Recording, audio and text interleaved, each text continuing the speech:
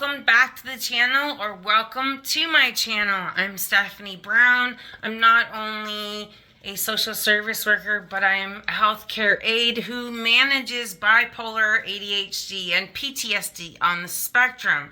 So the question of the day is mental illness genetic? The particular book I'm referring to, you gotta go to the science, is a book called Bipolar by Dr. James Phelps and Dr. Chris Aiken. Like this. And I will try to drop it in the video below here so you can grab it yourself online. I'm going to refer to chapter 7, Is It All in the Genes? So on page 64, it says, key point. Depression has a genetic basis, but there's no such thing as a gene for depression. Genes interact with each other and the environment in complex ways that can result in mood disorders. Now, when someone has a mood disorder, this is beyond a moody teenager or being on your period.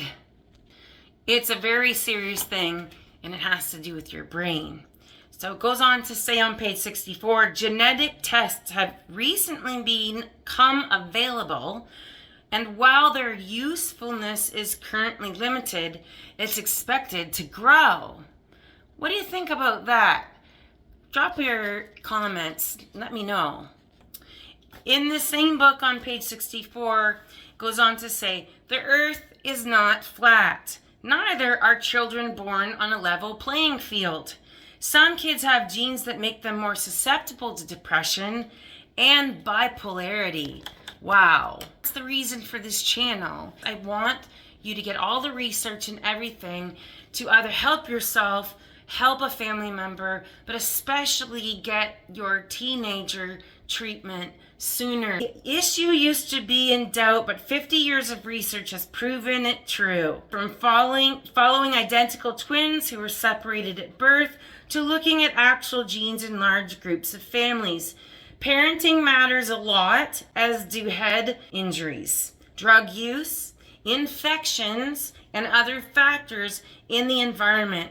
Genes and environment interact in ways that are just beginning to be understood. During the pandemic, I decided to just really start sharing what it's like for me. And I started to remember my schooling. It was really great.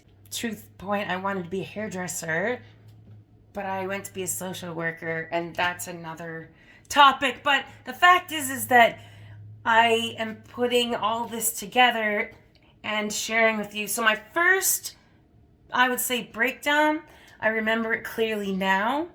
I was 14, and I remember feeling such a heavy, dark sadness, crying, and the window was only open a little bit, and just looking out on the sunny day, sobbing. And my mom said, "What is wrong, Stephanie?"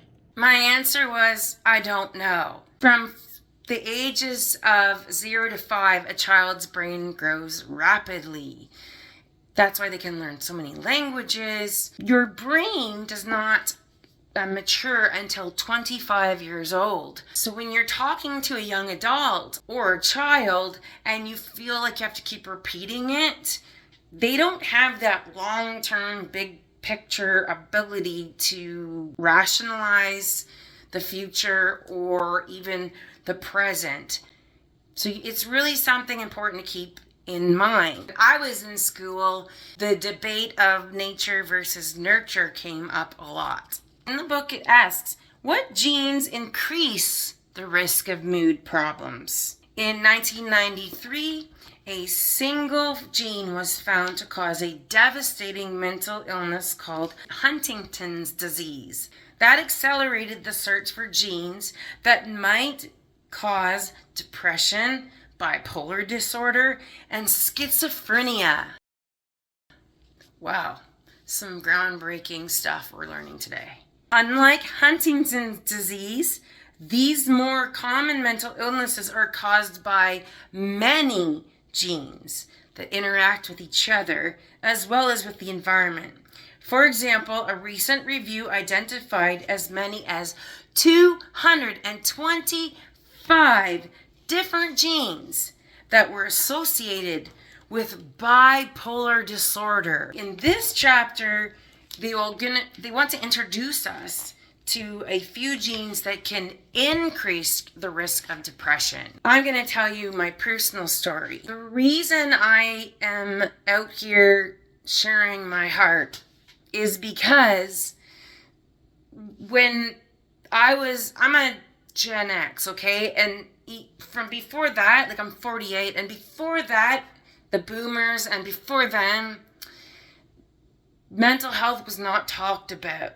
What they're saying, outside environmental forces and also your genes can make you more at risk of having a mental illness. It dawned on me doing a speech to 250 professionals in the mental health field to ask the question, have you ever thought about how there was no PTSD treatment when the men came back from World War I and World War II? And then they came home and it said they couldn't cope. It can be genetic, but we'll go on in another video and talk about trauma brain. When your brain goes through trauma, there's a fight or flight response. And it makes me personally, I had to retrain my brain to react to things according to what your brain grew as you grew. It's an automatic response that may not be good for you anymore. You don't even know you're doing it. I lived my whole life thinking that I have to suppress this. I found out later, after talking to family, that one person did not survive, but then 4 other people were hospitalized for it. And I only found this out a few years ago. That's how bad stigma is, that if someone in our family has diabetes, we share that with our doctors so that they know we have a predisposition to it. And I bring that up because it's in my family. I don't recall being asked on a regular physical what other disorders, diseases are in your family. I've never been asked that, but when it comes to mental illness. So what I love about these doctors is now we know that it is hereditary. It is, common to have a family member have it and then you also. If you experience trauma, plus you have bipolar and ADHD, what's most important is to know your symptoms. We will in other videos dig into what are the symptoms and how do you manage them. I have had some older videos from years ago you can check out. The question is, mental illness genetic is an important message, but the question after that truly and really is, what are my symptoms?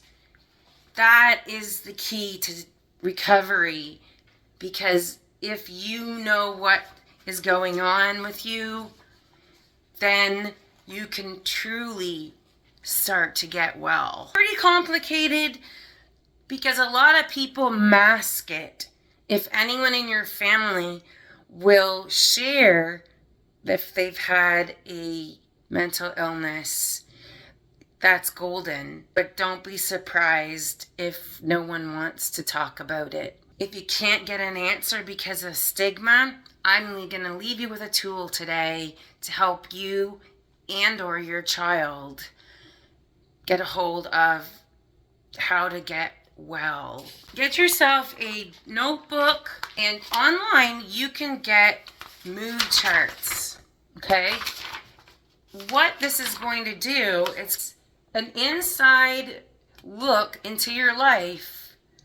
Because let me tell you, if you don't have proper help, and most of people don't, if it took me 41 years to finally get a proper diagnosis, because I masked it, because I made it my fault, because I couldn't fix it, because you can't fix your brain, but there's so much stigma that I just decided it's me.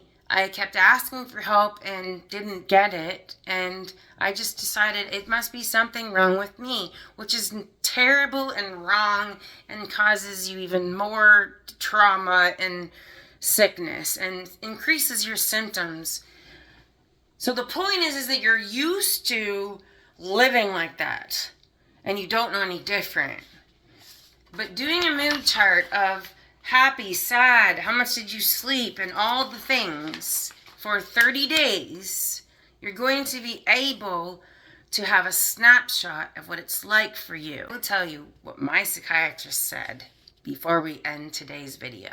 I took the mood chart in to my new psychiatrist, fired some doctors that did not take care of me, and started to realize that I want better. I deserve better, so I gotta get better. And I provided the mood chart with my psychiatrist, and his response blew my mind and still does. He said, "Holy cow, no wonder you're exhausted, Stephanie.